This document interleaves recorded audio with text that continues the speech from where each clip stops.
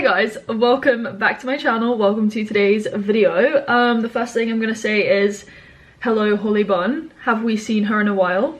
No, we haven't. I've recently been having my hair in a bun just because in the UK we've had like a heat wave. We've literally had the hottest day of the year in September, which is very crazy, I'm not gonna lie. And I am also sat in this like very thick and pretty big green jumper, but I honestly adore this colour. And as I said in the video where I was wearing it recently, I was sent it whilst away. I'm also longing for winter this year. Like, I've literally never said I'm so excited for cold weather. I'm like channeling winter vibes. To anyone who really doesn't want that, I'm so sorry. But watch me start complaining as soon as it's too cold. That's just me, and I'm sorry, I'm British. I talk about the weather and I complain about it. But anyway, I am filming, as you can tell from the title of this video, a little update Q&A, just because I've been back from traveling and I thought an update, a little catch up was overdue. We're gonna cover a lot of ground hopefully today and just have a chit chat. Like, I haven't spoken to you guys on like a personal level for a while. I did film a vlog the other day, so just being back at home, I'll link that on the screen up here and down below. I don't know whether to have the sleeves down or up.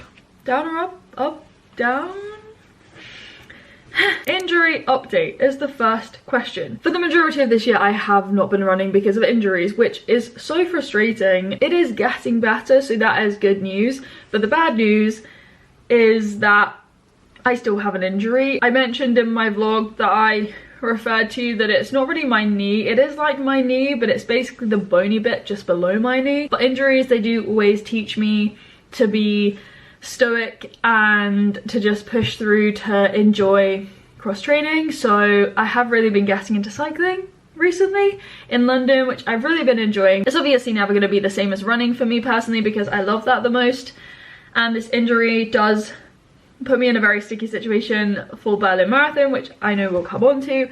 But yeah, I am still out of running, and you'll probably know that if you follow me on Strava. This injury is literally, I'm pretty sure, because I wasn't strength training alongside running a very high mileage every week. Often with an injury, it's not like that particular position in your body, like in my case my knee or just below it. It's often something else that is weak, so you have to start thinking about your quads, your glutes, your hamstrings, like what might be overcompensating. So yeah, lack of strength training. I'm obviously bringing in more strength now. I have my gym membership back, thank goodness.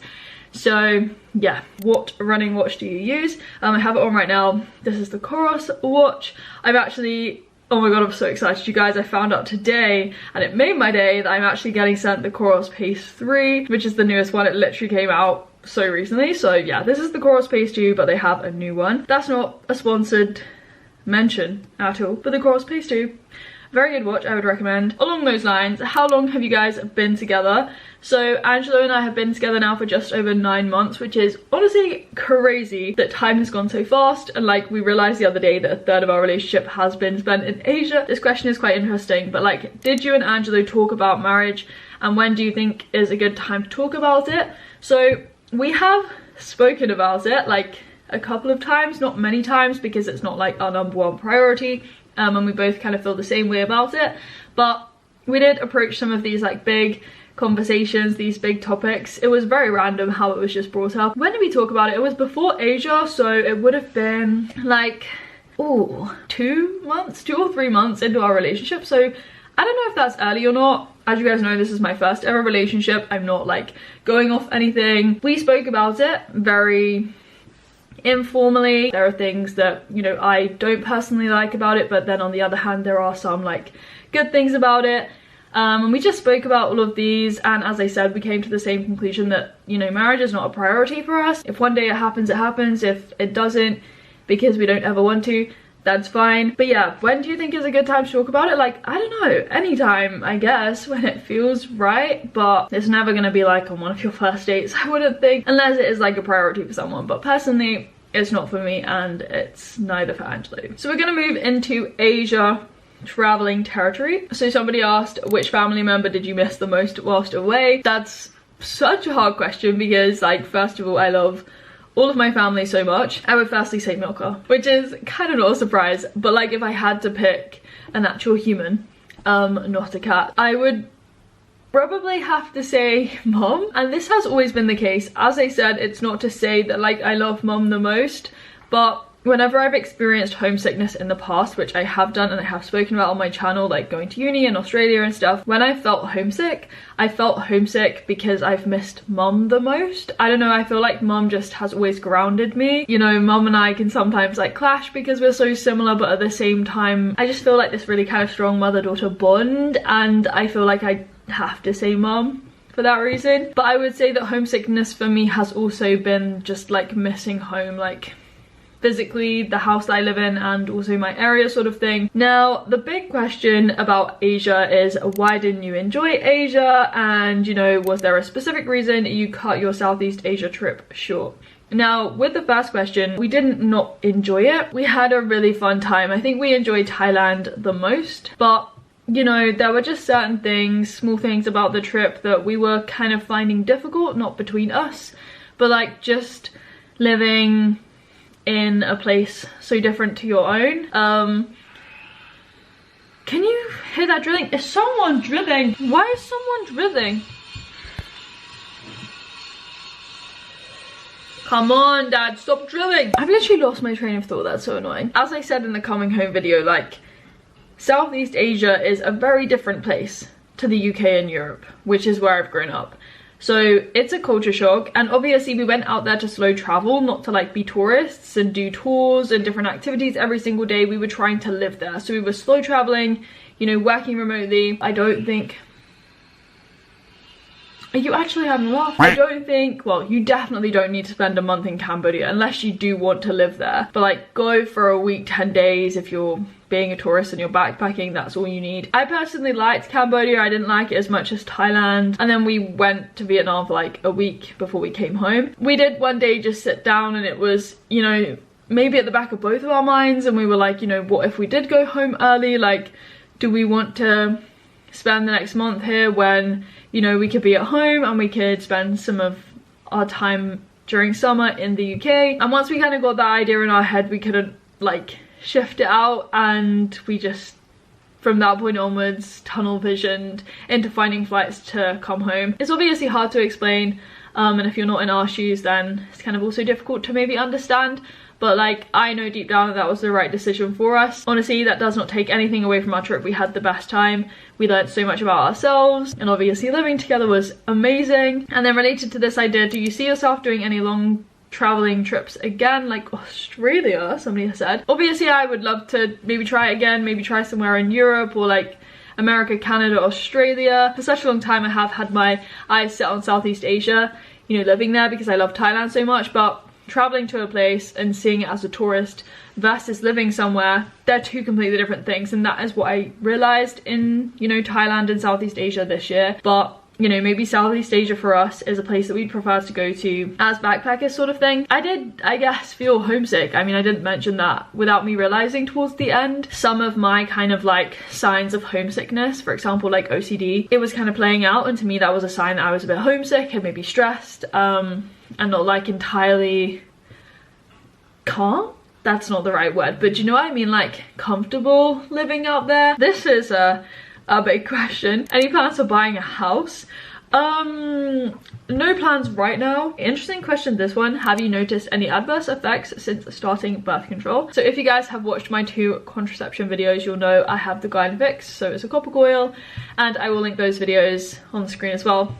I think it's this side, I'm pretty sure, and down below. But I would say no. The only thing that I did mention in the Gynafix video specifically was the prolonging of my period, and that I will sometimes spot or bleed in between my periods. And going back to the actual period itself, like it starts off kind of light, and then I have the period, and then it like tails off. It's kind of annoying having like this bleeding before the actual period. It's like, can you just bleed? Don't give me this drizzle. The only other thing, when I first had it fitted, I had like back pain, which I've never experienced before, lower back pain, but I don't get that anymore. I think that was just because, you know, it was obviously embedding in my uterus wall.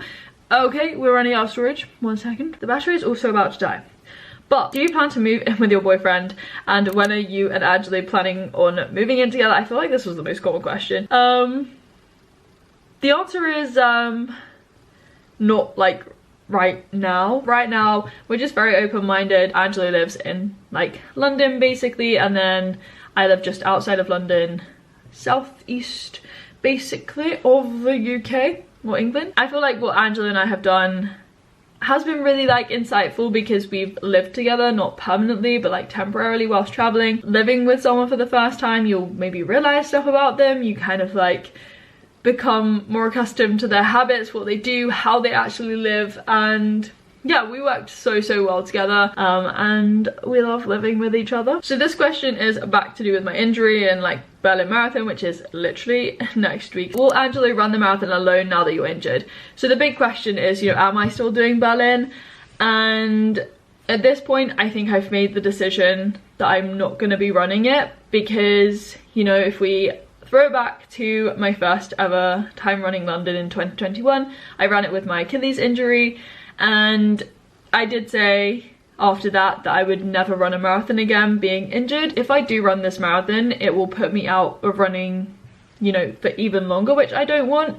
And running that marathon in 2021 with an injury was so painful. Even if it does miraculously get better like by next week, I'm not going to be in a position to break my time of 3 hours 25 minutes, which I did last year. You know, I'd want to keep chipping away time, but I just don't feel like I would run my best. I would maybe do myself a disservice. And you know, I could say, and I have thought about, you know, just running this marathon for fun given my situation, but you know, running a marathon having just recovered for an injury, if, you know, as I said, I suddenly do get better, I just don't think that would be wise at all because I could pick up another injury. I will keep you guys updated obviously on my stories and in my vlogs, but yeah, I don't think I'll be running unless it literally gets better tomorrow and I can run confidently knowing that I'm not gonna feel it and I'm not gonna, you know, make anything worse. But I think if that does happen, this miracle, I will not be running it for a time. I will literally be running it to enjoy the race. And you know, I have thought about the good things about that, like I won't be under pressure. I will actually be able to enjoy it instead of having the pressure of running a good time. I don't know, your ego does come into play a bit because I'm like, oh my gosh, I'll be running a slower marathon and I don't want that. But yeah, I think at this point I'm accepting the fact that I'm gonna be spectatoring. Kipchoge's obviously running Berlin this year, but I'm just also like so happy to be watching Angelo. I'm gonna make him a sign. I'm gonna be running around Berlin trying to see him and spot him, so I think that will be really fun either way. Obviously FOMO will come into play a little bit, but it is what it is. So this next question along the cross training lines is literally, does cross training actually work? So this is like the first time I've been actually properly cross training. When I've had injuries in the past, I've literally just focused on strength training because my injury has prevented me from like walking, sometimes cycling, ellipticaling, everything like that. So I've just been doing what I can either at home or in the gym. But this time I've been doing long distance cycling. Like I did my longest cycle the other day of 56 kilometers, which was really fun.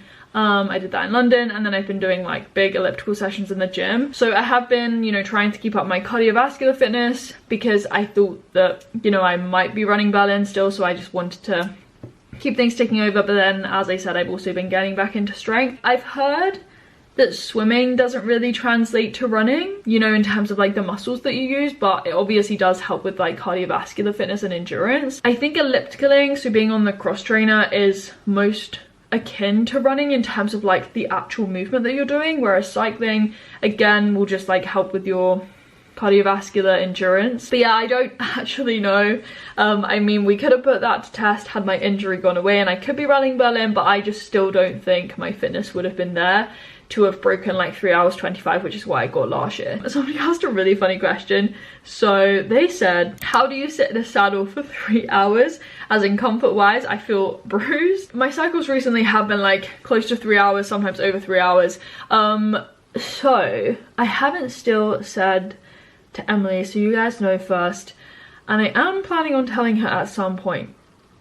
At some point is key. I borrowed Emily's big squishy padded seat, so you can get like padded cycling shorts, which I don't have because I'm not a cyclist, and the seat that I use most often is Angelo's, so it's not like a female seat. I think they have male and female seats or something, but like bought this like really fat saddle seat to put over the actual seat that she has because she did some cycling like a year or so, or like a few years ago actually, and she bought that and I thought I would use it, make use of it, and it does make a big difference, let me tell you that. The first time I was cycling, or the first few times I was cycling without it, it was actually horrendous, but now this makes it a lot easier and more enjoyable. But yeah, I don't know, like I feel like I've just numbed that area having sat in the bike seat now for quite a long time. You definitely do bruise that area. Do you think you will ever go back to education? Again, I'm never gonna say never, but right now, no is my answer to that question. Why the shifting content? I miss your old style of videos. So this is quite a big question as well, something that I thought I would address. If you have watched a few of my last videos, you'll notice that I have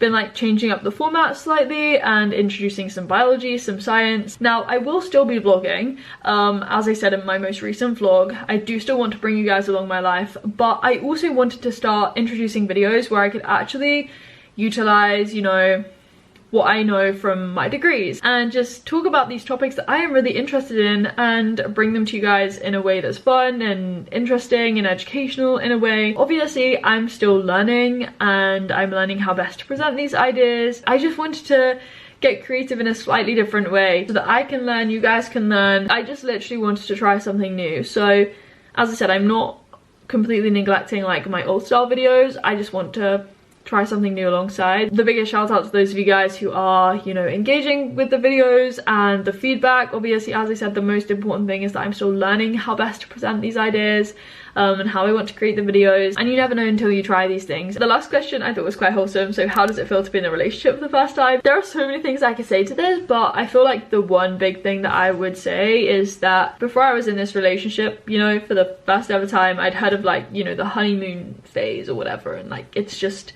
this first few months where you're getting to know each other and it's like amazing, sunshines and rainbows. But I feel like for me, these past 9 months have all been amazing and there's not been a difference. Like I haven't seen this honeymoon phase. Every time we see each other, I always get butterflies in my stomach. I'm just so happy to see him. I always get cheek ache because we're smiling. I'm laughing so much. It just makes me so happy thinking about it. Obviously, please don't compare yourself to me, my relationship at all. If you are single in a relationship or whatever, like this is just me, and yeah, I'm just sharing my little bits on the internet. But yeah, I hope these questions have updated you guys on some things. If you have any other questions, feel free to leave those down below because I can always do other Q&As. If you do have any like particular topic requests for videos kind of along the lines of like my new style content, definitely comment down below or like leave some more feedback for me. Like I would definitely love to hear that, because whilst I want to make certain videos, I want to know what you want as well. So